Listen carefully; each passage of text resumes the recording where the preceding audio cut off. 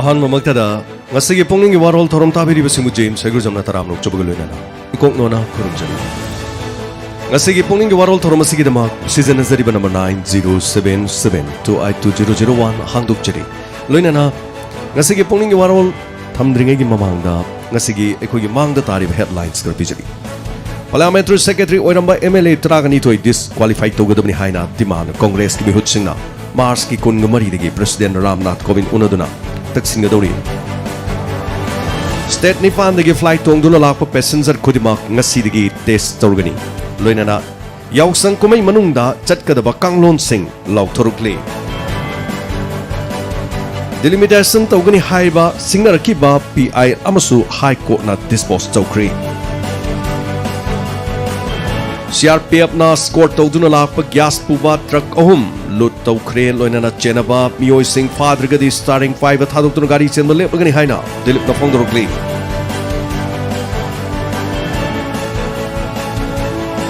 Lebak ke mayok to social media lana sijenarakpa tuminna leithokloi lebak mayok to social media ki platform sing da aran momong do sijenar patarabte tuminna khak leithokloi haina Union Information and Technology gi Minister Ravi Shankar Prasad na wafamasi phongdokri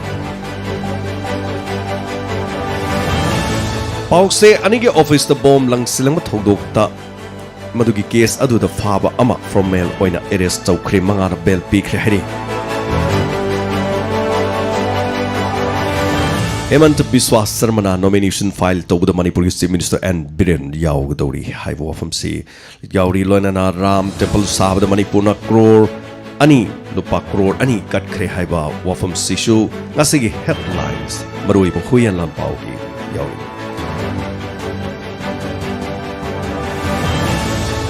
Mikal mamang the Ketrigao Kendrigi Pam Punamak Lady ba mapam kudimakta black topping tawba loisingani haina indrajit na phongdokre thazadaba laklabadi CBI na inquiry tawgadabani haiba wafam amasu phongdokle Kaksingi commando na mioi anidagi heroine number 4 thasigi taratret numidang pongni palom tabam tuna Kaksing District Police commando gi OC MD Avas Khana Luching Matim Amana Akanava Pau Mafangmadi Chatong Sing Check Tawumatamda Heroine number 4 Sapon Ket Humfuga Mapan Fagat Pangamle Hari Opium ga Kona Nanupi Ama Fare Nafski SP Imphal East District ki Nongbram Mayai Lekai Community Holding Nupi Ama Opium KZ Tara Mariga Khrehen Bagi Chang the Fare Hari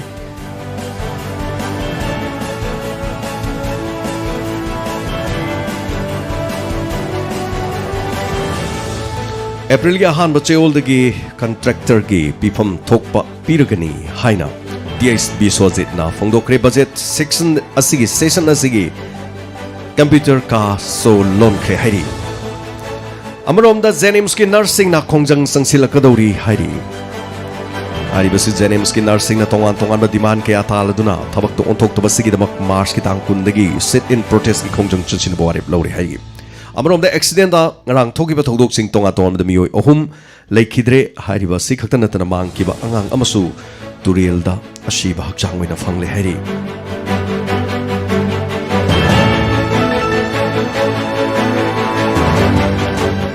Lengang na maralay ba sing serak piu sel mating pangu haizaban natte haiba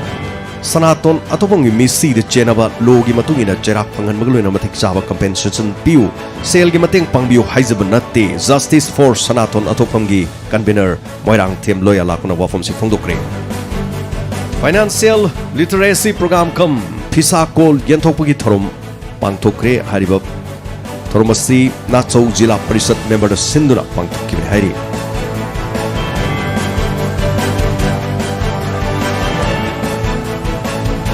Aiba kaya irak palila na nahasing na kanaba kaya pili haina o lukoy na phongdokre.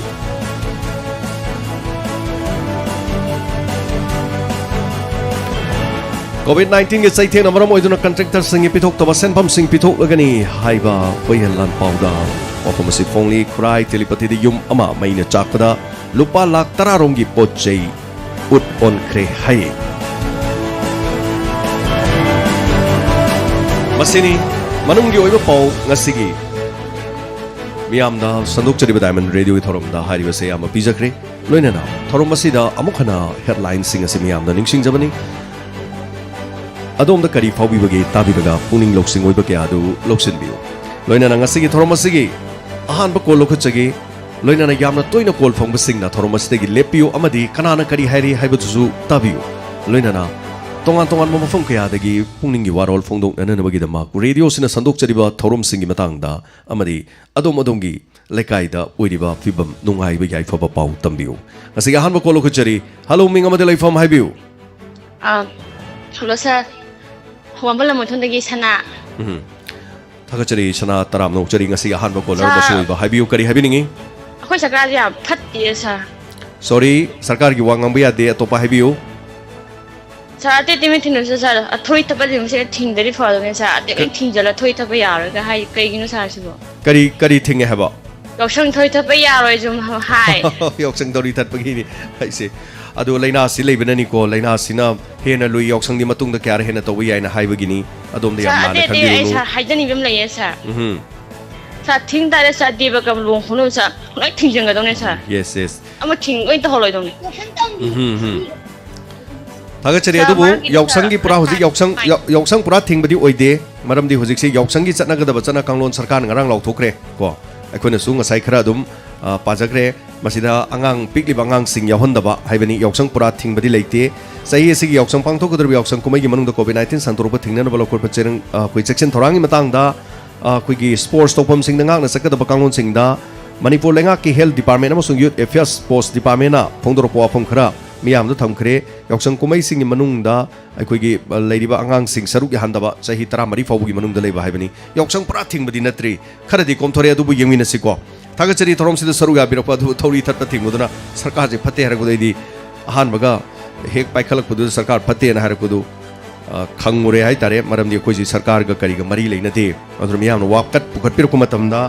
लेंगा करिगा करीम तो मरी लेनबा यादे only radio गा दोंगी पुनिंग the फाउबी वाखंदो अदु खक्तंग share तोबियु सो मथंगी collar अमा मुखुदोंग चाबा पिजरी hello मिंग अमदे लाइफम हाइबियु hello diamond गिना तरोसा diamond नि हाइबियु डायमंड गी नंबर तो कॉल तोबिरकपनी डायमंड करी लमदगी तोबिरकपनो ता कनमुगी इबुंगी आई लाइफम मोइरांग खुनौ अहुग्रमपा इसागी मिंग करी कौबिबगे प्रेमावती को हाइबियु करी वाफम पुखत पिनिंगी करी हाइबिनिंगी कशु हाइनिंगादि लाइते इबुंगी कइन प्रोग्राम निंगे ताबा याम नुंगाइजबा फमुंगदा सुम लैबसिदको फमुंगदा लैबिरिसि करिगिनो फमुंगदा सुम लैबिरिसि मरम करिगिनो अक्सांग अंबिदब्रा नाब्रा करी तोबिबनो हिटपा ngамदबा डायबिटीज पेशेंट ने चाही क्या सुरगे चाही मंगा तरुक गुमदा यारे चाही मंगा तरुक सि सुरे अदो नारकपसे अदो इसागी चाही क्या सुबिरगे चाही हुमपु खरा हेलमने हुमपु क्या हेले होजिक सि सक्सा मांगदा सुगर सि क्या लैबिरिगे हा सक्सा मांगदा सुगर क्या लैगे होजिक सिबो सुगर से साम यानी पुयंkai dum lai सक्सा मांगदा चामनिफु सक्सा मतुंग दि क्या लैगे सक्सा तो मातुंग दि येंगदरे सक्सा मांग से येंगबा सक्सा मांग सिदि यामना लाई सक्सा मतुंग ओइनि येंगबियो को सक्सा मतुंग सि याम येंगबियो सक्सा मतुंग जिनि अइना सागिबदुना चामगनि फु लेबदुदि नॉर्मल गुमनेबा नाबा मी मददि को मसे डॉक्टर सिंग याम हाइबनि अदुगा सक्सा मतुंग सिनि याम येंगदुसि सक्सा मतुंग जि चनी याम हेन टारगदि याम फत्रे मदरमदि सक्सा मतुंग जि चामना खै खक लेगदोंनेब अदुदि चामना खैगि मनुंग लेगदोदु सक्सा मतुंग दु अदोमना चहुम लेरम टारगदि अदाइदुदनेब कंट्रोल तोरोइदोइदो अदुना डॉक्टर गाइदी का ताना बिब्रो हिदा गुली चाबिरिब्रो इंसुलिन कापिब्रो हिदा गुली होइना चाइ गुली चाबा येंखिबसे क्याम कुइरगे येंखिबा doctor checkup तोबसे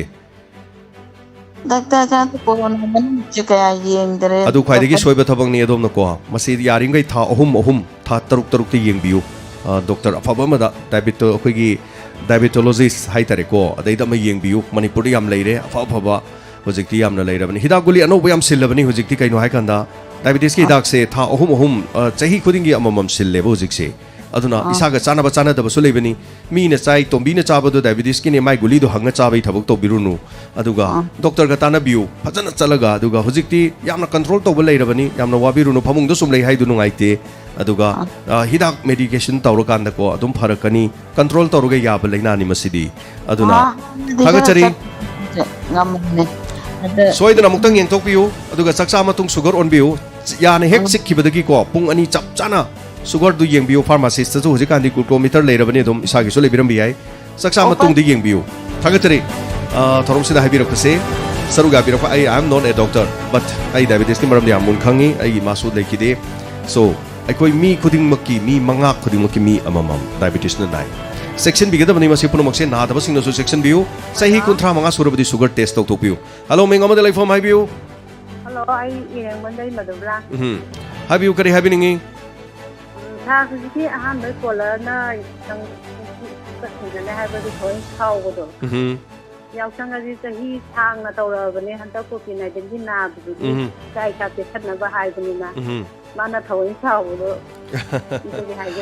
hoi hoi sum na ha sing kari na di yoksang se dum sahi ma goi jabani na makhoi da di dum saujaba jani kaisu sauba haina mai thongna saujaba wana te du saura su numit mangani sauraga dum phagini da kaisu mama mapa na ai tare lengang na tawri se akhoi gi mang na di kaisu to ponte akhoi gi phana bangak tani makhoi na khanbirak tana tawri se SOP ngak na chana ba madu tawraga di yai habani ko adu yemina si asina loibira bra to kari kari habini balai biri thagachari thorom sida saru ga berak pasigi da mak mathang mathang phongdok piro magi pungning gi warol da tambiro lekai gi nungai ba wafam sing loina na radio sina sandok chari ba thorom sing gi matang da domna dom gi pungning gi warol da thambio loina na ngase gi mathang gi caller ma da mokodong sabam pizari hello minga ma de life form hai biu hello hello sa kanoni pukhong da gi santi hai biu kari habi ningi sa gi thorom ni yam ta ba da nungai na sum phongdok ke taw ba yam nungai jai ada kanoni sa inspector da yi ngarang kano do isai sapudo maramak zum san biona haje ke to phajaba mina phajaba wani mayamna sogot pibina sogot pibi wani kanana kangni tabada nungai tabasu yorom basu yari poni da dubadi ko adu le da sargi ta kano myam je taba mina di khanga da wa dai ta da mina di sar thagat baje khanga boy da wa de sum haje ngade ko on to maramak ta nungai jai ngasi de phangye raw je na thagachari yamna nungai na tabiyo sandok chari ba thorom sing haning hale tana thagachari matangi caller ma da mo khodong saba pizari minute 30 hena leiding asigi thorom asigi da mak tonga tonga ma mioi kya na kari hare habadu khamina si hello minga ma de life form haibiu sa karam ta thanga je to minga life form wi hana na haibiu ai nungai khong dagi salam tomba haibiu kari habini ai koi helam kendra ne hana tu daimel da kana thanga charamne ai phol ja ki tabri ngasi na pholan mani sa point to tasan biu haibiu ai koi je soro samajik tu koi je nawa khong chendin bakse kilometer kuma to kuni toine ba madu koi hausi ju sembi rak tamina koi 2027 sibak di sembi ro no na koi lenga ki me jeida hajaning bhai tare sa chine ro biro bro tai kare habini bale biri wafam sina loi biro bro to bakari habini balai biri thagachari thorom sida saru ya bibasti gi damak mathangi kolar ma da mukhodong chaba bizari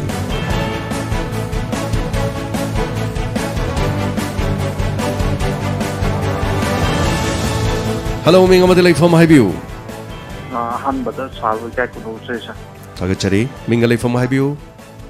kamal koi na fan bazar mang na isa haibiu kamal kari habiningi kari tambiningi kari habini nasi pau se da ju yawi gi ba apagi gas ke tanker hum lo taure apagi isko jaw ne ona habje sar masi gi posidi yamna tholak ki ga haibagi thajabale nasi gi lenga ki wa na sadi mamang lenga ki wa na te nasi gi posidi yengjan ba khara wa le na loje ba escort kai na ju chatpada sum thena jabada escort ki mamang da adum thabak tawada adum yenga lai thokpa CRPF escort sina masing baje thokpani na tungda ju tholak kai da khali masi tholak tanaba koi lenga na kan ma mi jeng changaning ba pa mo do pongdok chabani maram de manipur akui leiriba praja miyam gi damaktani ba porei ba pot mayam do adu na sing ba thawdok se thokpa ta ba ya na nuai ta ba ꯑꯗꯨ ꯍꯥꯏꯖꯒꯦꯅ ꯇꯧꯖꯕꯅꯤ ꯁꯥꯔ ꯑꯃꯨꯛ ꯍꯟꯅ ꯁꯥꯔꯕꯨ ꯊꯥꯒꯠꯆꯔꯤ ꯊꯥꯒꯠꯆꯔꯤ ꯀꯃꯜ ꯍꯥꯏꯕꯤꯔꯤꯕꯁꯤ ꯌꯥꯝ ꯅꯨꯡꯉꯥꯏꯇꯕ ꯍꯥꯏꯔꯒꯗꯤ ꯑꯩꯈꯣꯏꯅ ꯃꯄꯥꯟ ꯂꯝꯗ ꯃꯄꯥꯟ ꯂꯩꯗꯤ ꯅꯥꯒꯥꯂꯦꯟ ꯒꯨꯋꯥꯍꯥꯇꯤ ꯆꯠꯄ ꯀꯥꯟꯗ ꯍꯥꯏꯇꯥꯔꯦ ꯀꯩꯒꯨꯝꯕ ꯕꯁꯇꯒ ꯆꯠꯂꯦꯅ ꯈꯜꯂꯒꯗꯤ ꯂꯝꯕꯤꯗ ꯑꯩꯈꯣꯏ ꯕꯁꯀꯨꯝꯕ ꯑꯗꯨꯝ ꯑꯗꯨꯗꯤ ꯄꯦꯁꯦꯟꯖꯔ ꯈꯥꯝꯃꯒ ꯍꯥꯏꯇꯥꯔꯦꯀꯣ ꯄꯩꯁꯥ ꯈꯥꯏꯕꯒꯨꯝꯕ ꯇꯦꯛꯁ ꯊꯤꯕꯒꯨꯝꯕ ꯅꯠꯇ꯭ꯔꯒ ꯕꯁꯀꯤ ꯃꯤꯅ ꯒꯨꯔꯨꯡ ꯒꯨꯔꯨꯡ ꯆꯦꯟꯁꯤꯜꯂꯒ ꯑꯩꯈꯣꯏꯒꯤ ꯇꯦꯛꯁ ꯊꯤꯕꯒꯨꯝꯕꯁꯦ ꯁꯤ ꯀꯔꯤꯒꯨꯝꯕ ꯀꯥꯟꯗ ꯁꯝ ꯐꯤꯜ ꯑꯃ ꯍꯥꯏꯇꯥꯔꯦ ꯋꯥꯈꯟꯗꯀꯣ ꯅꯨꯡꯉꯥꯏꯇꯕ ꯑꯃꯗꯤ ꯐꯥꯎꯏ ꯀꯩꯅꯣ ꯇꯧꯔꯤꯁꯤꯕꯨ ꯂꯣꯁꯤ ꯂꯩꯇ꯭ꯔꯖꯥꯠꯂ ꯀꯥꯏꯅ ꯑꯗꯩ ꯄꯨꯂꯤꯁꯁꯨ ꯁ꯭ꯋꯥꯏꯗ ꯑꯗꯨꯝ ꯂꯩꯕ ꯑꯥꯔꯃꯤꯁꯨ ꯁ꯭ꯋꯥꯏꯗ ꯑꯗꯨꯝ ꯂꯩꯕ ꯑꯗꯨ ꯁ꯭ꯋꯥꯏꯗꯁꯨ ꯑꯗꯨꯝ ꯈꯥꯏꯕ ꯍꯥꯏꯇꯥꯔꯦ ꯃꯁꯤꯒꯨꯝꯕꯁꯤ ꯑꯗꯨꯝ ꯌꯥꯝ ꯅꯨꯡꯉꯥꯏꯇꯕ ꯑꯗꯨꯝ ꯌꯥꯎꯏ ꯃꯔꯝꯗꯤ ꯃꯁꯤ ꯑꯃꯒꯤ ꯁꯞꯄꯣꯔꯠꯀꯤ ꯋꯥ ꯅꯠꯇꯦꯀꯣ ꯀꯗꯥꯏꯋꯥꯏꯗꯅꯣꯃ ꯑꯗꯨꯋꯥꯏꯗꯨꯗ ꯅꯨꯡꯉꯥꯏꯇꯕ ꯑꯃꯗꯤ ꯑꯗꯨꯝ ꯌꯥꯎꯏ ꯑꯗꯣ ꯂꯩꯕꯥꯛꯁꯤ ꯂꯣ ꯂꯩꯇ꯭ꯔꯖꯥꯠꯂ ꯀꯥꯏꯅ ꯁꯝꯇꯥꯏꯝꯁ ꯈꯟꯕ ꯌꯥꯎꯏ ꯃꯁꯤꯗꯤ ꯑꯃꯒꯤ ꯋꯥ ꯅꯠꯇꯦ ꯑꯃꯒꯤ ꯋꯥ ꯅꯠꯇꯦ ꯀꯃꯂꯁꯨ ꯍꯥꯏꯕꯤꯔꯦ ꯀꯣꯡꯒ꯭ꯔꯦꯁꯀꯤ ꯋꯥ ꯅꯠꯇꯦ BJPꯒꯤ ꯋꯥ ꯅꯠꯇꯦ ꯑꯃꯒꯤ ꯋꯥ ꯅꯠꯇꯦꯕ ꯁꯝꯊꯤꯡ ꯈꯔꯗꯤ ꯃꯅꯤꯄꯨꯔꯁꯤꯗ ꯃꯇꯝ ꯁꯥꯡꯅꯗꯒꯤ ꯇꯧ ꯂꯥꯛꯏꯕ ꯁ꯭ꯋꯥꯏꯁꯦ ꯑꯗꯨꯝ ꯌꯦꯡꯉꯀꯥꯟꯗ ꯅꯨꯡꯉꯥꯏꯇꯕꯗꯤ ꯑꯗꯨꯝ ꯐꯥꯎꯖꯅꯤ ꯑꯗꯨ ꯁ꯭ꯀꯣꯔꯠꯀ ꯆꯠꯂꯦ ꯍꯥꯏꯁꯤꯗꯤ ꯁ꯭ꯀꯣꯔꯠꯇꯨꯅ ꯃꯃꯥꯡ ꯊꯥꯔ ꯒꯣꯔꯣ ꯒꯣꯔꯣ ꯒꯣꯔꯣ ꯒꯣꯔꯣ ꯊꯧꯈꯤꯕꯩ ꯋꯥꯅꯤ ꯃꯔꯛꯇ ꯀꯔꯤ ꯇꯧꯍꯧꯔꯤꯒꯦ ꯒꯥꯔꯤ ꯌꯥꯗꯅ ꯂꯩꯍꯧꯕ ꯈꯪꯄꯣꯟꯇꯦꯗ ꯃꯌꯥꯝ ꯆꯠꯂꯤ ꯑꯗꯨꯝ ꯈꯪꯅꯤꯀꯣ ꯖꯤꯔꯤꯕꯥꯝ ꯂꯝꯕꯤꯁꯤꯗ ꯑꯩꯈꯣꯏꯒꯤ ꯆꯠꯄ ꯀꯥꯟꯗ ꯁ꯭ꯀꯣꯔꯠꯇꯨꯅ ꯃꯃꯥꯡꯗ ꯒꯣꯔꯣ ꯒꯣꯔꯣ ꯒꯣꯔꯣ ꯒꯣꯔꯣ ꯊꯧꯔ ꯆꯠꯀꯅꯤ ꯃꯅꯤꯡꯗ ꯑꯃꯨꯛ ꯍꯣꯔꯦꯟ ꯀꯣꯟ ꯂꯥꯛꯀꯅꯤ ꯑꯗꯨꯝ anyway hello ming amade life my view hello ming amade life my view Dubla ka way ay pagtagi. Kari happening kari thambiringi adongi phoning warol habiu Inspector ay do tam phajai hai ke to. Inspector tayai phajai na takpi bathaga chari amana su prom to bomali sina loibirabro wafam sina loibirabro Loira. thaga chari thorom si saruga bi basigi dam habirako dugi dam tos thaga chari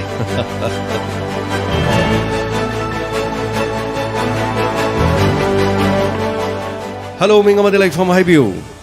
Hello. hello Jare ji thawani ngawam dagi be. highview ibe kari habiningi kari wafam bogar piningi Anga ama hatu ga thambiram budo.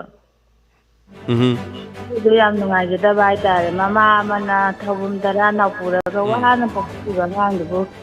kaishu mara le jada ga ngang du hatu budo. Yam nungai jada bai tare. Aduga sa secretary ay su nungai YouTube taje. And this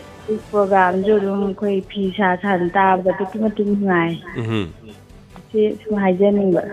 Thagachari yam nungai jai habiriba sigi demak aduga tabiu nungai biu inspector tayai atay thorom sing tabiu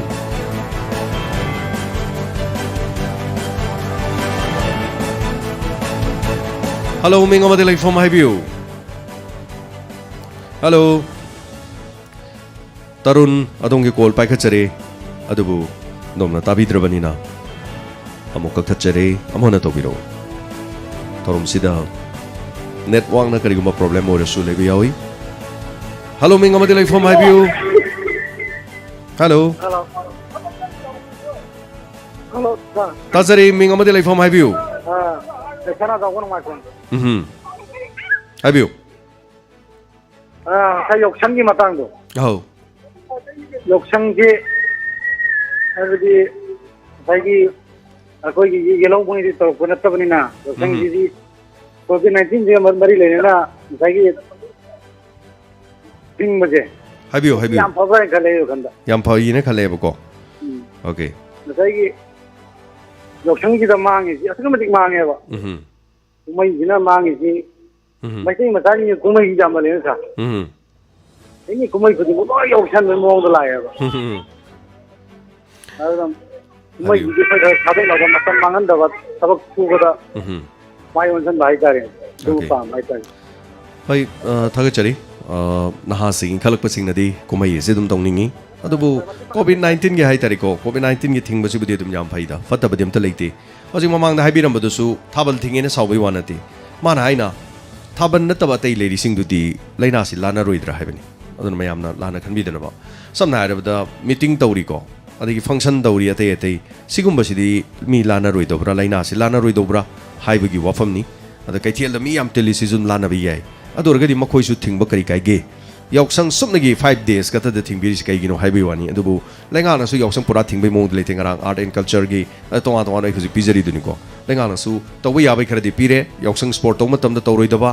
aduga chanaba kanglon kharadi pothorokli adubu yengmina si thagachari ꯋꯥꯐꯝꯁꯤ ꯃꯇꯥꯡꯗ ꯑꯗꯨꯒ ꯃꯊꯪꯒꯤ colour ꯑꯃꯅ ꯑꯃꯨꯛ ꯀꯔꯤ ꯍꯥꯏꯔꯤ ꯍꯥꯏꯕꯗꯨ ꯌꯦꯡꯃꯤꯟꯅꯁꯤ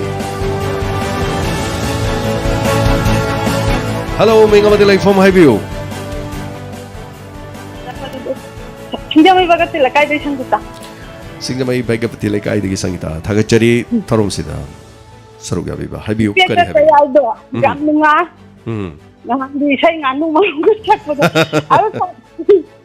ꯉꯔꯥꯡꯒꯤ ꯀꯩꯅꯣ ꯂꯥꯛꯇ ꯃꯥꯜꯂꯦ ꯋꯥꯔꯤ 9:30 ꯂꯥꯛꯄꯗꯣ ꯉꯔꯥꯡ ꯏꯁꯩ ꯁꯛꯅꯗꯦ ꯑꯗꯨ ꯑꯣꯏꯖꯔꯒ ngarang wari si lakpani ado koi angang gaini YouTube ta tharamdre hari si wari du YouTube ta leramdre koi gi angang singna asoi ba thaba ma tawgre maramdi karino hai kanda wari du gi background da khong bai sei do music ama khong bado music to koi copyright leiba hai tare aduna YouTube ta thagal di bira leiraba adubu tangai padna kai doge horen mu koi wari du makha lerga di dum thajaraga amuk mayam tabalo ra muthal azu muthat patare adumaina mu yengjarage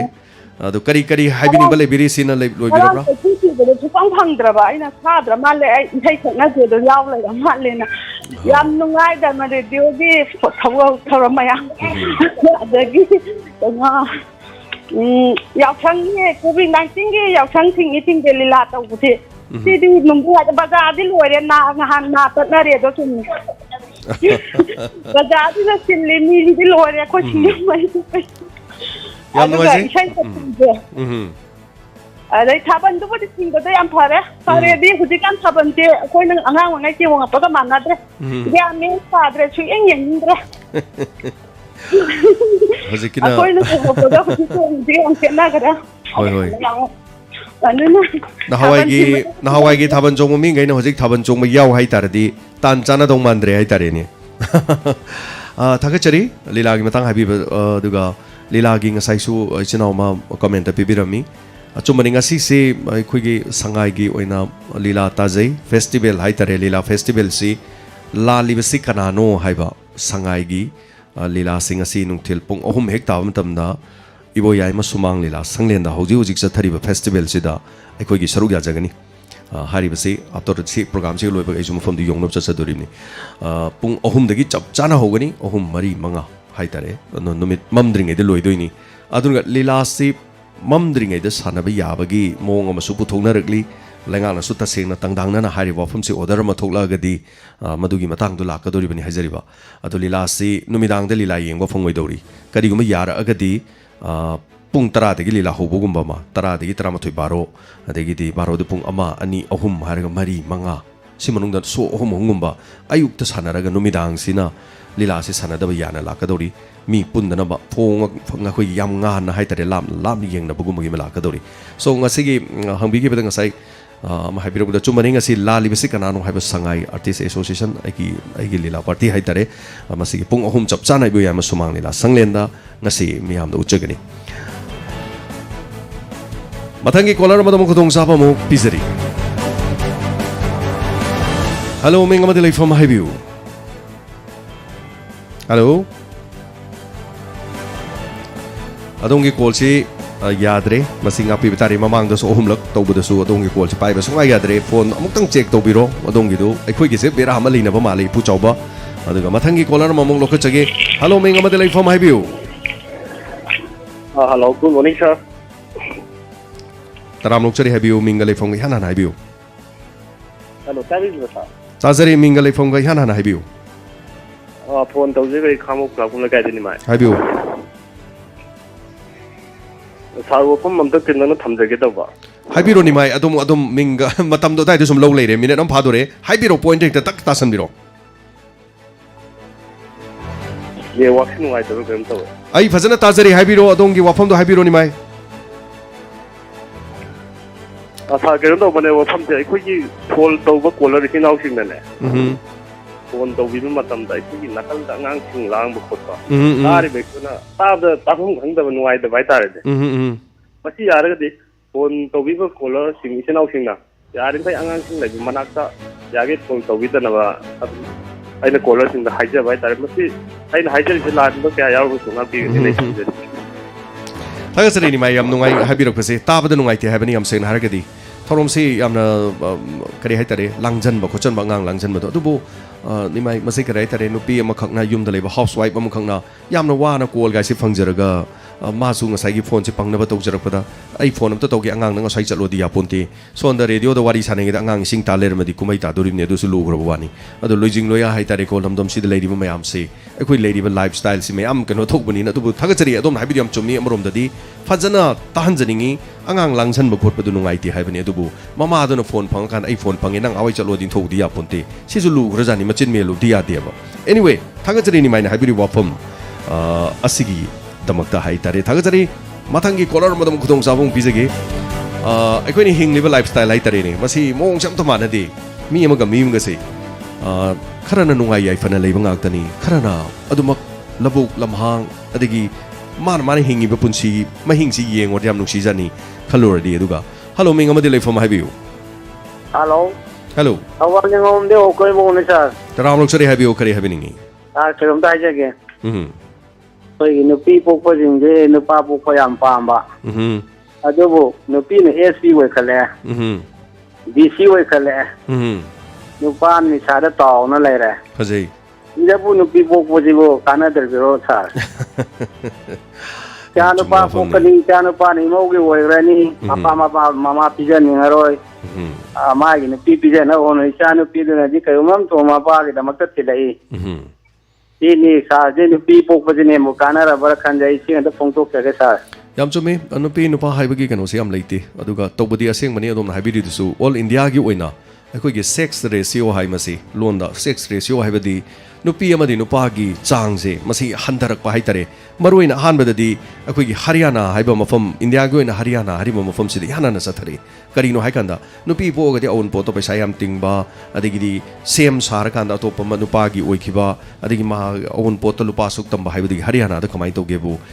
puk manung da leiring da nupi ni khanga gadi hatok pa haitare means hatok pa manghan ba haitare aduna kamai toge da haryana da nupi gi masing si ratio siam handaraki haujikti mathang sum chatharak badigi india gi state khudimakta even manipur yauna haitare manipur gi manung da somuk thobal district na khwaidi hele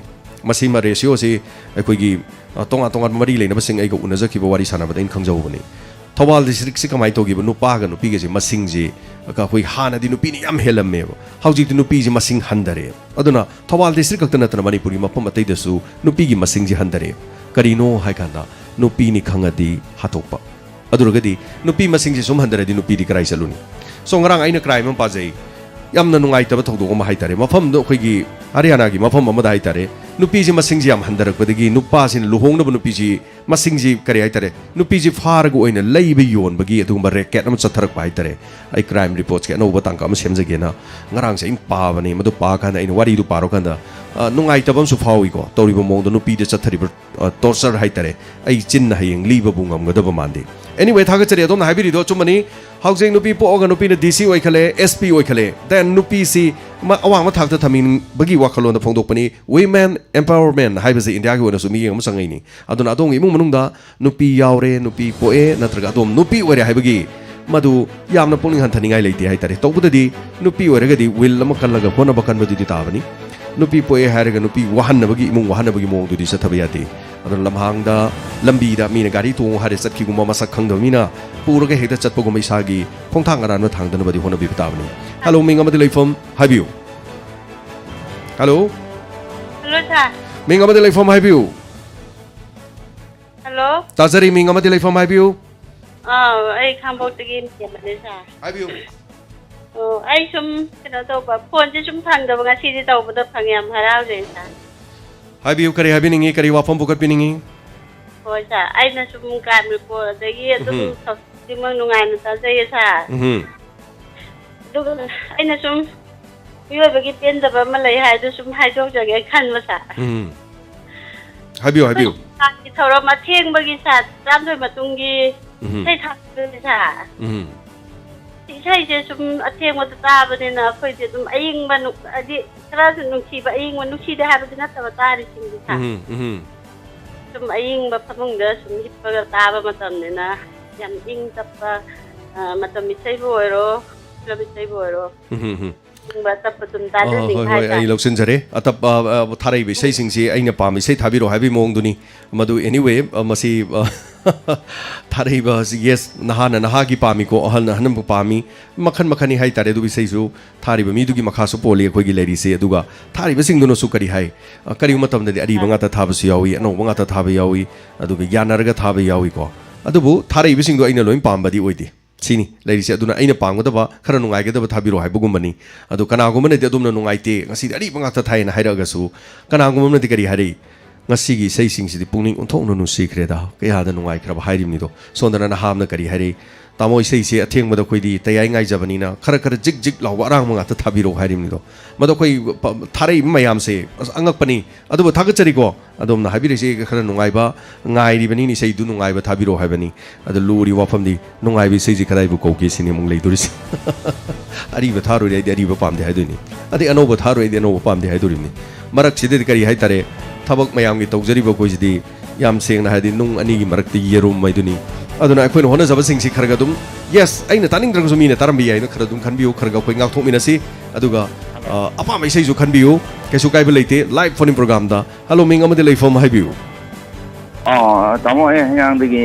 ꯈꯥꯏꯃꯝ ꯁꯝꯆꯥꯟ ꯍꯩꯉꯥꯡ ꯃꯈꯥ ꯂꯩꯀꯥꯏꯗꯒꯤ ꯍꯩꯉꯥꯡꯗꯒꯤ ꯁꯝꯆꯥꯟ ꯍꯥꯏꯕꯤꯌꯨ crime ꯔꯤꯄꯣꯔꯠꯁꯤ ꯑꯩꯈꯣꯏꯒꯤ north ꯏꯁꯀꯤ ꯑꯣꯏꯕ ꯈꯔ ꯁꯟꯗꯣꯛꯄꯤꯕ ꯄꯥꯝꯕ ꯌꯥꯝ ꯅꯨꯡꯉꯥꯏꯖꯕ ꯑꯗꯒꯤ ꯑꯩꯈꯣꯏꯒꯤ ꯊꯥꯕꯜꯁꯤꯝ ꯊꯤꯡꯕꯁꯤ ꯄꯨꯟꯁꯤꯁꯤꯕꯨ ꯊꯤꯡꯕꯤꯔꯣ ꯁꯤꯅꯤ ꯑꯗꯨꯒ ꯀꯩꯅꯣꯒ ꯑꯩꯈꯣꯏꯒꯤ ꯁꯤꯒꯤ ꯖꯤꯂꯥ ꯙꯔꯃꯥ ꯊꯤꯡꯕꯁꯤꯃꯗꯤ ꯈꯤꯇꯪ ꯅꯨꯡꯉꯥꯏꯖꯗꯦ ꯇꯥꯃꯣ ꯀ꯭ꯔꯥꯏꯝ ꯔꯤꯄꯣꯔꯠꯇꯣ ꯑꯩꯈꯣꯏꯒꯤ ꯅꯣꯔꯠ ꯏꯁꯀꯤ ꯑꯣꯏꯕ ꯈꯔ ꯁꯟꯗꯣꯛꯄꯤꯔꯛꯑꯣ ꯌꯥꯝ ꯅꯨꯡꯉꯥꯏꯖꯩꯕ ꯃꯁꯤ ꯀꯩꯅꯣꯝꯇ ꯍꯥꯏꯖꯒꯦ ꯑꯩꯅ ꯀ꯭ꯔꯥꯏꯝ ꯔꯤꯄꯣꯔꯠꯁꯀꯤ ꯑꯣꯏꯔꯁꯨꯀꯣ ꯑꯩꯅ ꯁꯟꯗꯣꯛꯏꯁꯦ ꯑꯩꯈꯣꯏ ꯅꯣꯔꯠ ꯏꯁꯀꯤꯁꯦ ꯈꯔ ꯁꯣꯜꯂꯦ ꯍꯥꯏꯇꯥꯔꯦ ꯃꯁꯤ ꯀ꯭ꯔꯥꯏꯝꯒꯤ ꯀꯔꯤꯒꯤ ꯃꯇꯥꯡꯁꯤ ꯈꯔ ꯁꯣꯜꯂꯦ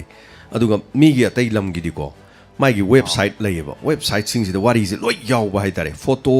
ꯑꯗꯒꯤꯗꯤ ꯊꯧꯗꯣꯛ ꯊꯣꯛꯈꯤꯕꯗꯨꯒꯤ ꯑꯦꯀ꯭ꯌꯨꯖ ꯑꯣꯏꯔꯤꯕ ꯃꯤꯗꯨꯒꯤ ꯐꯣꯇꯣ ꯑꯗꯒꯤꯗꯤ ꯔꯦꯞ ꯆꯠꯊꯔꯦꯅ ꯈꯜꯂꯁꯤꯀꯣ ꯔꯦꯞ ꯆꯠꯊꯈꯤꯕ ꯅꯨꯄꯥꯗꯨꯒꯤ ꯐꯣꯇೋ ꯃꯣꯏ ꯏꯃꯨꯡ ꯃꯅꯨꯡ ꯈꯨꯡꯒꯪ ꯑꯗꯨꯒꯤ ꯐꯣꯇꯣꯒꯥꯏꯁꯦ ꯍꯥꯞꯄꯒ ꯋꯦꯕꯁꯥꯏꯠꯇ ꯇꯣꯉꯥꯟꯕ ꯂꯩꯔꯤ ꯋꯦꯕꯁꯥꯏꯠꯁꯦ ꯀ꯭ꯔꯥꯏꯝꯒꯤ ꯋꯦꯕꯁꯥꯏꯠꯁꯦ amujaro.com ꯑꯗꯒꯤꯗꯤ ꯑꯩꯈꯣꯏꯒꯤ ꯀ꯭ꯔꯥꯏꯝ ꯑꯦꯟ ꯑꯩꯈꯣꯏꯒꯤ ꯄꯨꯂꯤꯁ ꯑꯦꯟ ꯗꯤꯇꯦꯛꯇꯤꯞꯁ ꯑꯦꯟ ꯀ꯭ꯔꯥꯏꯝꯒ ꯍꯥꯏꯕ ꯃꯌꯥꯝꯁꯤꯗꯅꯦ ꯃꯁꯤ ꯋꯥꯔꯤ ꯃꯌꯥꯝꯁꯦ ꯄꯩꯔꯒ ꯌꯥꯎꯋꯦꯕ ꯑꯗꯨꯕꯨ ꯅꯣꯔꯠ ꯏꯁꯇ ꯊꯣꯛꯄ ꯊꯧꯗꯣꯛꯁꯦ ꯈꯔ ꯇꯥꯡꯅ ꯑꯁꯥꯝꯗ ꯊꯣꯛꯄꯗꯤ ꯑꯃꯅꯤꯒꯗꯤ ꯌꯥꯎꯏ ꯃꯗꯨ ꯅꯠꯇꯅ ꯑꯇꯩꯗꯤꯅꯦ ꯃꯅꯤꯄꯨꯔꯗꯒ ꯊꯣꯛꯄ ꯊꯧꯗꯣꯛ ꯀ꯭ꯔꯥꯏꯝꯁꯤꯗꯤ ꯃꯁꯤ ꯀꯣꯔꯠ ꯇꯧꯕꯤꯅꯕ ꯁꯨꯡꯂꯩ ꯂꯩꯇꯦ ꯃꯁꯤ ꯑꯩ ꯑꯗꯨꯝ ꯍꯥꯏꯖꯒꯦ ꯑꯩ ꯀꯣꯏꯊꯤ ꯊꯤ ꯀꯔꯤꯝꯇ ꯐꯪꯗꯦ ꯃꯅꯤꯄꯨꯔꯗꯁꯨ ꯃꯗꯨꯒꯤ ꯑꯣꯏꯕ ꯆꯦ ꯍꯥꯏꯇꯥꯔꯒꯗꯤ ꯑꯁꯦꯡꯕ ꯑꯣꯏꯕ ꯄꯨꯂꯤꯁꯀꯤ ꯆꯥꯔꯖ ꯁꯤꯠ ꯌꯥꯎꯕ ꯄꯨꯂꯤꯁꯅ ꯊꯥꯡꯒꯠꯄ ꯑꯁꯦꯡꯕ ꯑꯣꯏꯕ ꯌꯥꯕ ꯍꯥꯏꯕꯗꯤ ꯌꯦꯠꯅꯔꯣꯏꯗꯧꯕ ꯑꯗꯨꯒꯨꯝꯕ ꯐꯣꯡꯕ ꯋꯦꯕꯁꯥꯏꯠ ꯑꯃꯠꯇ ꯂꯩꯇꯦ ꯃꯗꯨꯅ ꯑꯩꯅ ꯌꯨꯝꯗ ꯆꯠꯂ ꯈꯣꯝꯃꯨ ꯌꯥꯗꯕꯅꯤना ꯑꯩ ꯇꯧꯖꯔꯤ ꯔꯦꯗꯤꯑꯣꯁꯤꯅ ꯀ꯭ꯔꯥꯏꯝ ꯑꯃ ꯊꯣꯛꯑꯀꯥꯟꯗ ꯅꯣꯏꯗꯣ ꯀꯃꯥꯏꯅ ꯇꯧꯕꯅꯣ ꯅꯣꯏꯗꯣ ꯀꯃꯥꯏꯅ ꯇꯧꯕꯅꯣ ꯌꯨꯝ ꯆꯠꯂꯒ ꯑꯩꯅ ꯊꯤꯕ ꯌꯥꯗꯦꯕ ꯃꯗꯨꯒꯤ ꯄꯔꯃꯤꯁꯟꯁꯦ ꯑꯩꯉꯣꯟꯗ ꯄꯤꯗꯦꯕꯀꯣ ꯀꯔꯤꯒꯨꯝꯕ ꯑꯩꯅ ꯅ꯭ꯌꯨꯁ ꯆꯦꯅꯦꯜ ꯑꯃ ꯑꯣꯏꯔꯝꯃꯕ ꯑꯗꯨ ꯑꯣꯏꯔꯒꯗꯤ ꯑꯩꯅ ꯑꯗꯨꯝ ꯀꯣꯏꯆꯠ ꯆꯠꯂ ꯇꯧꯔꯁꯨ ꯌꯥꯏꯕ ꯃꯗꯨꯒꯤ ꯍꯥꯏꯇꯥꯔꯦꯀꯣ ꯑꯗꯨꯅ ꯑꯩꯈꯣꯏꯅ ꯔꯦꯗꯤꯑꯣ ꯑꯣꯏꯈꯤꯕꯅꯤꯅ ꯃꯁꯤ ꯈꯔ ꯑꯋꯥꯕ ꯂꯩ ꯑꯗꯨꯒ ꯑꯩꯅ ꯍꯧꯖꯤꯛ ꯄꯥꯖꯔꯤꯁꯤꯗꯤ ꯊꯣꯛꯑꯕ ꯋꯦꯕꯁꯥꯏꯠꯇ ꯌꯥꯎꯕ ꯏꯪꯂꯤꯁꯇ ꯍꯤꯟꯗꯤꯗ ꯐꯣꯡꯉꯕꯁꯤꯡꯗꯣ ꯑꯩꯅ ꯃꯅꯤꯄꯨꯔꯤꯗ ꯇ꯭ꯔꯥꯟꯁꯂꯦꯠ ꯇꯧꯕꯒꯤ ꯋꯥ ꯈꯛꯇꯅꯤ ꯑꯗꯣ ꯅꯣꯔꯠ ꯏꯁꯀꯤꯗꯤ ꯃꯁꯤ ꯌꯥꯝꯅ ꯐꯣꯡꯗꯦ ꯑꯗꯨꯅꯅꯤ ꯀꯔꯤꯒꯨꯝꯕ ꯀꯥꯟꯗꯗꯤ ꯑꯩ ꯑꯁꯥꯝꯒꯤꯗ ꯊꯣꯛꯄ ꯈꯔꯗꯤ ꯑꯗꯨꯝ ꯍꯥꯞꯆꯈ꯭ꯔꯕꯅꯤ ꯑꯗꯨꯕꯨ ꯌꯦꯡꯃꯤꯟꯅꯁꯤ ꯊꯥꯒꯠꯆꯔꯤ ꯃꯁꯤꯅꯤ ꯑꯗꯨꯅ ꯃꯅꯤꯄꯨꯔꯒꯤꯁꯨ ꯂꯩꯔꯤꯕ ꯏꯁꯨꯁꯤꯡꯗ ꯊꯣꯛꯏꯁꯤꯡꯁꯤꯗ ꯃꯣꯏ ꯑꯗꯨꯅ ꯑꯗꯨ ꯍꯥꯏ ꯑꯗꯥꯅ ꯍꯥꯏ ꯑꯗꯨꯅ ꯍꯥꯏꯗꯣ ꯑꯩ ꯏꯁꯥꯅ ꯇꯥꯔꯨꯕ ꯅꯠꯇꯕꯅꯤ ꯃꯤꯅ ꯉꯥꯡꯕꯗꯣ ꯀꯤꯖꯩꯌꯦꯕ ꯃꯔꯝꯗꯤ ꯅꯪꯅ ꯍꯥꯏꯗꯣ ꯂꯥꯜꯂꯤ ꯑꯩꯈꯣꯏ ꯁꯤꯗꯩꯗ ꯊꯣꯛꯇꯦ ꯍꯥꯏꯔꯗꯤ ꯑꯩ ꯖꯦꯜ ꯆꯪꯗꯣꯔꯤꯕꯅꯤ ꯌꯥꯝ ꯂꯨꯈ꯭ꯔꯖꯥꯠꯅꯤ ꯄꯥꯎ ꯐꯣꯡꯕꯁꯤꯃꯨꯛ ꯂꯨꯕ ꯂꯩꯇꯦ ꯃꯤꯌꯥꯝꯗ ꯄꯥꯎ ꯐꯣꯡꯅ ꯍꯣꯠꯅꯕꯗ ꯖꯦꯜ ꯆꯪꯕ ꯃꯦꯗꯤꯌꯥ ꯄꯔꯁꯟ ꯌꯥꯝꯅ ꯂꯩꯔꯤꯕꯅꯤ ꯃꯌꯥꯝ ꯍꯦꯟꯅ ꯈꯪꯕꯤꯔꯦꯀꯣ ꯑꯗꯨꯅ ꯍꯜꯂꯣ ꯃꯤꯡ ꯑꯃꯗꯤ ꯂꯩꯐꯝ ꯍꯥꯏꯕꯤꯌꯨ Hello, good morning, sir. Phone to delivery by Nongpo Europe ticket sir. Tomi sir tara nokchari habiyo kari habiningi thorom sida saruga biba Sir, mamangi caller ama akhoi hauji nupa nupi ani khenabagi matangda pandikibado madu yamna ai se tawjaningi. Hauji nupa amasu nupi gi ratio si yamna neme haida nupi gi ratio si yam neme haida akhoi gi thobal akhoi gi kai kum najari ba DC na su masi phongdok pidana hauki ba numit kharani si mamangda akhoi gi DC Campus की accounting whole state अखोई की मसी की Matang the बेटी बताओ बेटी पढ़ाओ नुपी बु योग से मसुंग नुपी बु कंसी हाबगी मतंग द सो अखोई अचौबा सेमिनार तौदना पांगथोक पीकी मसी न मरम वरगा अखोई की थौबाल डिस्ट्रिक्ट से अदुकी मति नुपी की मसिंग से याम हंथारे हाबसी मसी याम चुम वाफम ने सा मसी नुपी बु अखोई ना योखत पा मसुंग नुपी नुपा की खेना बल लेते है वाफम से मधुगी मतंग से लौजरगा आइगी मोस थमजगे सार अदुगा अनिसु बदा होजी साना से ताकपी की बाय कोई इसई की मतंग द खरन इसई अनु बतानिंगी अरि बतानिंगी हाइबगी मतंग से पंदी की बदगी मतंग द सार आइगी मोर इन थमजनिंगदी इसई फजबा फजदा बाय ताबा हाइबा मीसिंदुना इसे फजैना लौबीगनी ताबा हाइबा मा दरकार ओयना थमजगे सा होय होय अदुबु मयाम गिसो फोंदोक चरी जानी मागी मागी सो अनिंग बसेको अदु करी हाइतरे वानागा लेजबनी ना नानो आइसु यावदब नते अखोय स्टाफ अमना हाइतरे इमाना पोपदगी ताद्रिबा हाइतरे अरी बोरगसु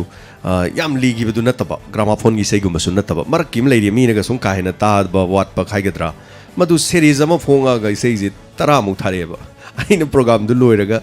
स्टाफ तो कोथोगा इना हायबा नंग इसेजी क्राइदि लौरुम नो ना इना हायबा अदुम लेबने तमोसे अदुम यावबने ना माना हाइबा हाइतरे अदैदा अस आइजु इसेगा इसे अदुम तौजरिनिको इसेजी चही कुंथ्रा मुक्सी इसेजी थरो थरो थरो ओलगा इसे लाक्सरिबा मीने दो नंग थारि इसेजिंगो आइन ताबा अमते यावदबे वानी कराइदि लौरिनो न नोकपा यावे समटाइम्स अदु मनुमि नोरमसु याय एनीवे थागचरी तोमिसना हाइबिबदा ngasai नुपीगी मतंग दम हाइबिबदो अदु आइना मो हाइजनि बो हांजिसिनी तोमिसक याम फजब वाहंग खंगले नुपी योखछि नुपी एम्पावरमेंट पीसी नुपी कनसे दि हाय मसे अखोय नुपाना सुलाउरिको नुपीना सुलाउइ नुपी अखोयबु नुसिबु नुपी अखोयबु कनबियोन हाय अदु नुपी भोट लेफनसेब नुपी जन नुपी द भोट पीद्रिजे कैगिनो नुपी जे कनजेन हाय नुपी द एम्पावरमेंट पीजे हाय हौजिक डीसी ओरिबा नुपी हारिजिने अखोय थौबाल डिस्ट्रिक्ट के हाजिरा करिनो डीसी ओइबा नुपी महितला थबक तो होलजेब भोट अमता लेफनजिने मतिक चारबनी को लारिक हाइरब डीसी ओइबाजी चंगकदोरिनि यूपीएससी एग्जाम दगी एमपीएससी एग्जाम दगी मागे दुग मसुग मगी चंगकदोइनेबा अदुगी एग्जाम तो पास तोर चंगतोइनेब मदे डीसी ओइदोरिने मो ओइदोरि थबक तो तोहलगा अमता एमएलए अमता ओहेनजेब भोट काब्रम ते यिंजिन सुगा कारो मसे कैगिनो हाइदा अखोय इसादगी हौना आई इसादगी हाइजबै वानी नुपी मसानसु नुपी सपोर्ट तौते so we need have to change अखोय से मनुंगदगी हीलिंगदगी थमोइगी इन द कोर ऑफ हार्टदगी थमोइगी काचिनदगी हाइतारे नुपीबु सौगलजे चिन्न हाइब नतबा थबकन उटपा मखक दरकार ले अदुना मसिनी ख्वाइदि मरुअरिसे चिन्द हाइब वानी थबकति याउददि केम कानारोय अदुना नुपी द थोक थौदो वाथोक सिंग हाइतारे को एनीवे हेलो मिंग अमदि लेफम हाबिउ कॉल से तक्रे मथंगी कॉलर अमदा मु खुदोंग साबा पिजरी हेलो मिंग अमदि लेफम हाबिउ लादगी मालंदो ने हाबिउ करी हाबिनिंग मा करी गुमम ता हाइजगे तौने सुमाइना नहान angang ama ngarang lai hidabado nahan tang kainoki ne ningthawa ban ya khoina bangla dan moina bungni ado khoigi moina khoiga karakta raje ni kollama lai anu ni turian ji aroi ba khuga ga taina bas reda hatuk dirira kari dauna mana lairam hai do ta ba yam nungai jate ngarang nahan ji akhoi sidaida lai na pubani hayana moibung adagi kortan kai tawraga thi bala do masak magi masak to yam nungai jate ma mama na tawraga phangani hayana mama da dongate ki magi yam na wa na ma khon bo thok kidare do doctor da pukhat liye na dumain hai batai imana di satungam da banina ma di uja de ra ngoi mana an asi ba leit mana sila karaga leiram badujo ai kirin leiram ni thagachari ma ima pawdo so koina loina pijare ima gi pawdo imana amuk tambadun hena nungai taba faholle thagachari ma habirak pasigi dama aseng ba made chumba karino haiba khangdri police investigation sathari amabu oire ko पुथौपी बंगा बोइसनु थागचरी मा सरुजा बिरकवा सिगिदमा हानिगा लेदना थागचरी hello मिंगा मदे लाइफम हाइबिउ hello रोशन Sapam अदोंगी call फंगगा दोना ककपीखरे थरोमसिदा सरुजा बिबा मतमदा try तौग्रा ना phone सि चतप्रा येंगागा phone सि चलकांदा थमकिबिस दुम यावी मदु तंगनि तोबिगनु यारोय the birdie बस दम ताबियो अदो थरोम सिदे हेना अपन बा पीबी दना मसुनो लुकचरी हेलो मिंग अमदे लेफम हाइबियो langjinga chobodagi tumbi ko geisa langjinga chobodagi to me habiyo kari habiningi kari pukatpiningi kari thambiningi isa gi thoram sing yam na lungai tabada nungdang apheng bagi tayai adagi matik tabada thajai nong ni sa gi khonjem ꯇꯥꯔꯨꯗꯕꯗ ꯌꯥꯝꯅ ꯅꯨꯡꯉꯥꯏꯇꯦ ꯑꯗꯨꯕꯨ ꯏꯆꯥ ꯑꯃꯅ ꯃꯍꯨꯠ ꯁꯤꯟꯕꯤꯗꯨꯅ ꯌꯥꯝꯅ ꯄꯨꯛꯅꯤꯡꯒꯤ ꯋꯥꯔꯣꯜꯗ ꯃꯌꯥꯝꯒꯤ ꯀꯩꯅꯣ ꯂꯦꯞꯍꯟꯗꯕꯗꯨꯁꯨ ꯅꯨꯡꯉꯥꯏꯇꯦ. ꯊꯥꯒꯠꯆꯔꯤ. ꯁꯤꯅ ꯂꯣꯏꯕꯤꯔꯕ꯭ꯔꯥ ꯑꯇꯩ ꯀꯔꯤ ꯍꯥꯏꯕꯤꯅꯤꯡꯕ ꯂꯩꯕꯤꯔꯤ? ꯑꯊꯦꯡꯕꯒꯤꯗ ꯏꯁꯩ ꯑꯔꯤꯕ ꯊꯥꯕꯤꯔꯛꯄꯗꯨꯁꯨ ꯅꯨꯡꯉꯥꯏꯖꯩ ꯍꯥꯏꯒꯦ ꯇꯧꯕꯅꯤ. ꯍꯣꯏ ꯍꯣꯏ ꯊꯥꯒꯠꯆꯔꯤ. ꯃꯁꯤꯅꯤ ꯇꯣꯉꯥꯟ ꯇꯣꯉꯥꯟꯕ ꯀꯌꯥꯒꯤ ꯄꯨꯛꯅꯤꯡꯒꯤ ꯋꯥꯔꯣꯜꯗ ꯉꯁꯤꯒꯤ ꯑꯇꯣꯞꯄ ꯀꯣꯂꯔ ꯃꯊꯪꯒꯤ ꯀꯣꯂꯔ ꯑꯃꯅ ꯀꯔꯤ ꯑꯃꯨꯛ ꯍꯥꯏꯔꯤ ꯍꯥꯏꯕꯗꯨ ꯑꯃꯨꯛ ꯌꯦꯡꯃꯤꯟꯅꯁꯤ. ꯍꯜꯂꯣ, ꯃꯤꯡ ꯑꯃꯗꯤ ꯂꯩꯐꯝ ꯍꯥꯏꯕꯤꯌꯨ. ꯍꯜꯂꯣ. ꯑꯣ, ꯇꯥꯖꯔꯤ. ꯃꯤꯡ ꯑꯃꯗꯤ ꯂꯩꯐꯝ ꯍꯥꯏꯕꯤꯌꯨ. ꯀꯩꯅꯣ ꯑꯊꯣꯛꯄꯝꯗꯒꯤ ꯍꯦꯃꯥꯅꯦꯕ. ꯀꯔꯤ ꯍꯥꯏꯕꯤꯅꯤꯡꯉꯤ? ꯑꯩꯈꯣꯏꯒꯤ ꯂꯩꯕꯥꯛꯁꯤꯁꯨ ꯑꯩꯈꯣꯏꯒꯤ ꯍꯥꯏꯕꯗꯤ ꯂꯥꯡꯕ ꯌꯥꯕꯁꯨ ꯂꯥꯡꯉꯦ, ꯋꯥꯕ ꯌꯥꯕꯁꯨ ꯋꯥꯔꯦ. ꯑꯗꯨ ꯁꯥꯔꯒꯤ ꯄ꯭ꯔꯣꯒ꯭ꯔꯥꯝꯒꯤ ꯇꯥꯕꯁꯤꯗꯗꯤ ꯌꯥꯝ ꯅꯨꯡꯉꯥꯏꯔꯦ, ꯑꯋꯥꯅ ꯌꯥꯝ ꯀꯥꯎꯔꯦꯅ ꯍꯥꯏꯖꯒꯦ ꯇꯧꯕ. ꯌꯥꯝ ꯅꯨꯡꯉꯥꯏꯖꯩ ꯍꯥꯏꯕꯤꯕ. ꯑꯗꯣ ꯁꯨꯃꯥꯏꯅ ꯅꯨꯡꯉꯥꯏꯕ ꯑꯗꯨꯝ ꯁꯟꯗꯣꯛꯇꯧ. ꯑꯗꯩ ꯁꯥꯔꯒꯤꯁꯨ matam ko rin magpapabda oyo na hajaning na taropane. Yam nuwaizay habiba support to biba hay tare ko. Yam nuwaizay kare. Ay ko na to jari ba khara da masing thabi ba sigi da ma. Matangi kolar ma da mu khotong sa ba pizagi.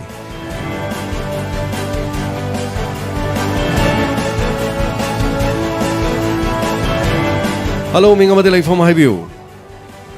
Hello, Habiu. Yam nuwaizay thoram si tabada du. Hojik se koi chawsang ka mari ledana koi thabal ting bagi live si yam atum mo konthane na hajeningi aduga lila gumba sokpadi nuwaji te na hajeningi sigo pung khara je tam tani hoi hoi thagachari yoksangi thabal sina khara hai tare khara contact hai tare ko khut ka paina basi masi khara yam bira oi maram di leina si sandopu achong maram si khut sokna basini aduga khut sokna draga su isaga yamna nakna chong bahar gadi theng bahar gadi thabal su oidori ni aduna masi hakchang amadi amada mahik lana bi yai habani aduna thabal di mathang chahi chong su yai aikoi gi anaba du di madu haibani hai tare SOP nga aga adum tawba yaba yoksangi kari haini sports tawba di thingde angang sing na sarug yaba khara thingi mi punchan ba khara thingi lampakta phatta haudi huntok pa lok tin shit pa khara thingi asigum kaya sing ngakminaraga chatminaraga di hari base dum pangthok pa yagani haiba wafam amangarang su phongdoro khare. Hello, Ming Amadi Lake from Highview. Hello.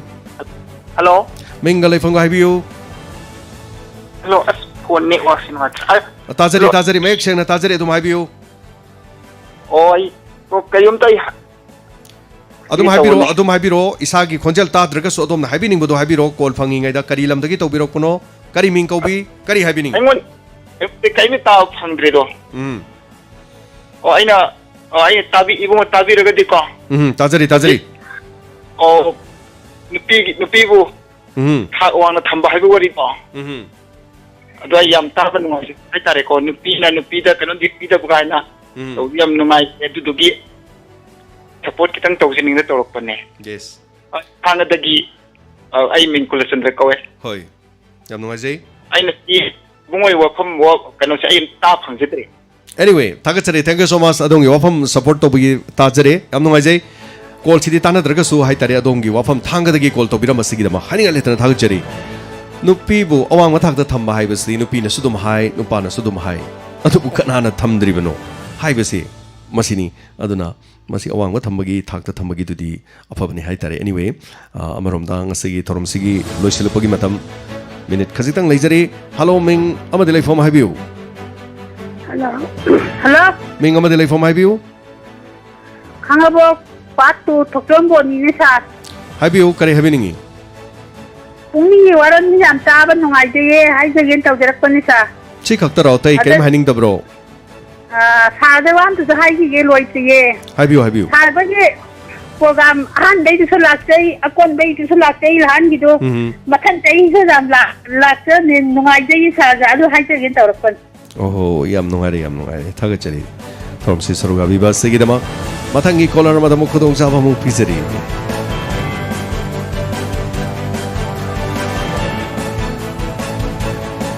Hello, Mingamadele from Hibu.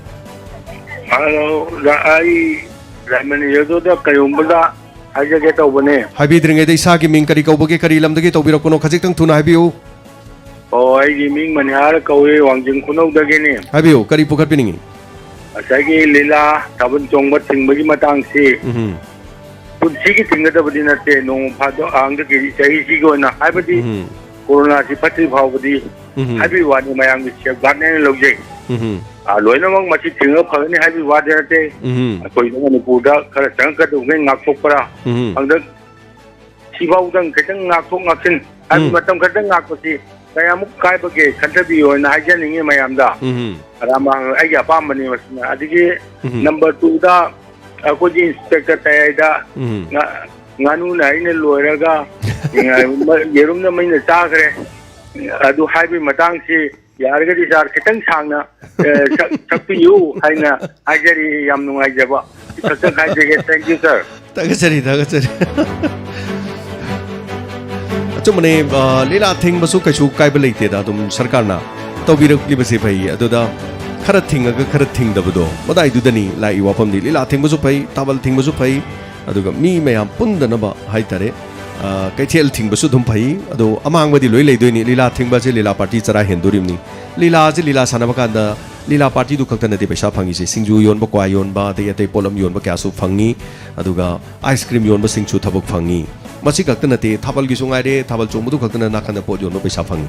कानबसे अदुम अमरोमदा P अमरोमदा मांगजबसु दुम लई हाइतारे but अदुबु अतै अतै lady सिंगसिसु हाइतारे कैथेल थिंगदि कैथेल फंबी सिंगदु वादुरिमनी अदुगा अतै अतै अमुक लेरिबा मयाम इसै थिंगसु इसैगी orchestra मयाम अदु चरा हेंदुरिमनी मदुगु मकयासिनी हाइतारे को अमो ओइरे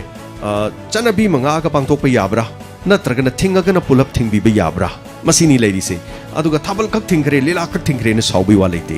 मसिनी हेलो मिंग अमदे लेफम हाइबियु हेलो हेलो सर आई यंग थाबल चादे दिने हाइबियु करी हाबिनी लीला मदि थाबल थिंगबजे तसेंग मसिमदि मिचंग खाइ नाइब्रा ना आई वाखनदि अदुम खंजरा लाइरसा अदुगा मोइना थिंगेना खल्लगदि अखोगी इसैजो मी मयाम पुलिको अदुगा मीटिंग बोट मयाजु योखले हंतक फरादा मीटिंग अमा तौजकीबा मदुगा पुन मियानदि लैजे अदो अदुगुम्बना थिंगद्रगा थाबनगा लीलागा थिंगबजिदि तसेंग मसिमदि सार आई याजनिंद्रे सिमतंग हाइजगे अदुगा अखोगी कनोगी तयाई जेसा गमैना ngang बदो ngai बदी लेजे सार अदो खोइ साइ लेकाइ दने आइजे अदुम तंग हाइगोना मयाम दना याम हाइबा गमैना ngang बसी ताब याम नुंगायना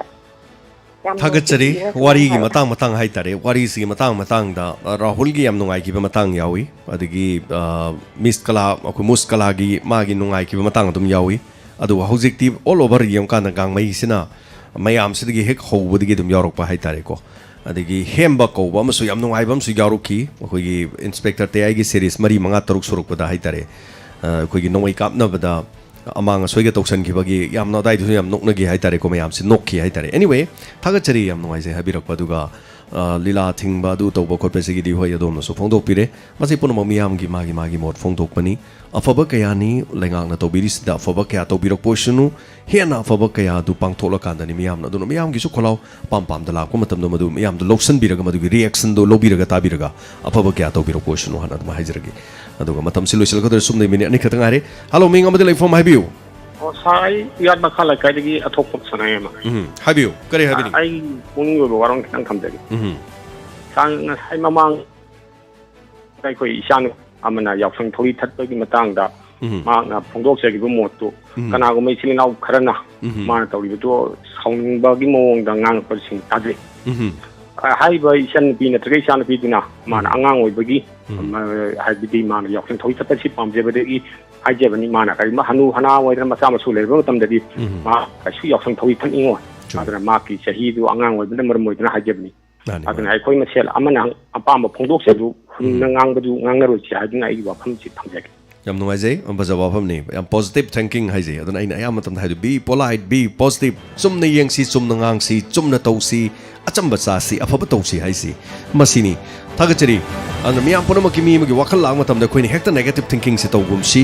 so ayam matam da khoi be positive khara be polite khara oirasi na adumai haijari thagachari ngasigi thorom sigi iroi loiba caller ma lokachage hello ming amade laifom haibiu hello adongi call tazare khumbiu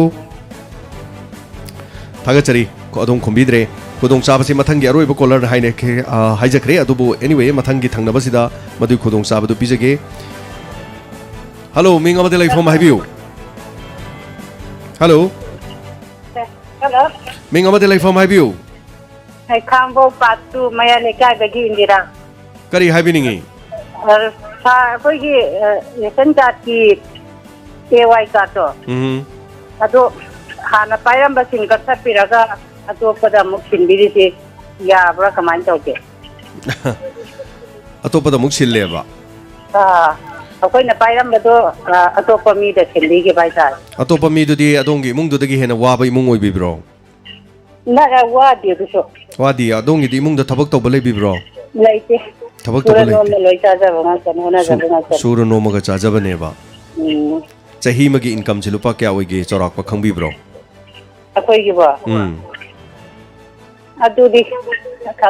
khangde anyway adum pangsu sura adum hajik se pangsu sura ga pangcha chaba se masi thabak se akhoi di lai rabani akhoi di leita bani pangsu sura chain masi khar to ji ado ai kanom ta haijage na hamong aina haijaba PMJJBY madugi kano du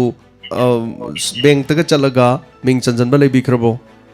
lebi tiya karigino adu thaigo khangda wai tare khangdaba ai yam kan law jagramni ko masi yam kan law gramni adom job card ki kano lebi bro card lebi bro job card ki du leri de du ka to pubiro adai gi lekai da adom gi lekai da ne khubi namaga paisa lok thok pa yaba job card ki paisa lok thok pa yaba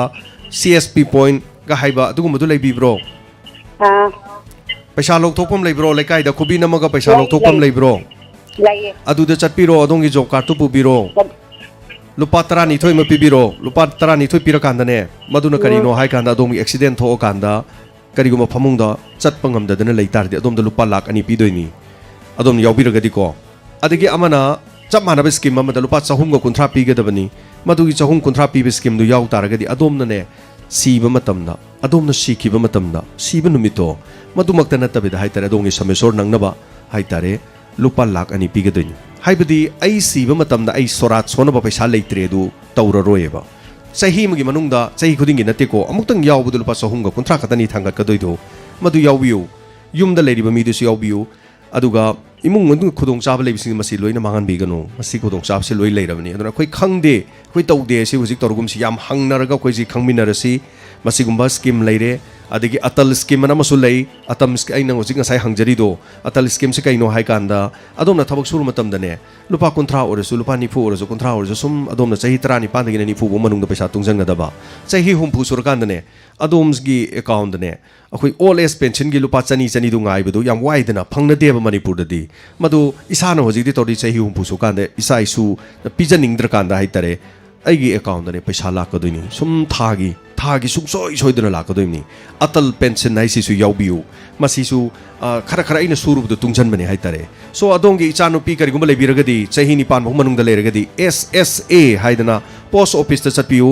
masi nupi singda beti bachao beti parao haibadi nupi kallu nupi tambiu para mahi masing tambiu haibani masi adum ngangmadi pangang ngai ko masi gi function nam tawje di mi bola oi nupi singini nupi yokhan amne function nam tawje hore nupi yokhan amne hai kan dane phamdori nupi sing horen chai yen bagi kot bagi sari setpa mani du tan kanam phamoi nupi kanje de hai ni nupi dem tla oi ba aduna masi su adom na nupi pogadi chahi ni pan phogi manung da dongi chadu le reding asing asimok chatpiu post office ta icha nupi dugi SSA haidana madugi scheme du yaubiu icha nupi dun hayeng chahi 35 surkan dane lupa lakh ani meya phangdoini lupa lakh ani meya du phangadi kanang khangni hayeng ma mahi masing tamada college tamada ming chanbada adigi leisabi macham oramni mana da sana machem sige harakani mangak samda sulik ama sana gi sige harakani nupi gi sana na leitengni madu oina namagi tamda hona biu yaubiu aduna akhoi khangdre ai chahi mada income kya lege gaise khangde gaise khoi ji khangasi hai tare am sana ngangjare point cha maru ibni aduna ni awat player so hapchen biu ahen player so kaktat biu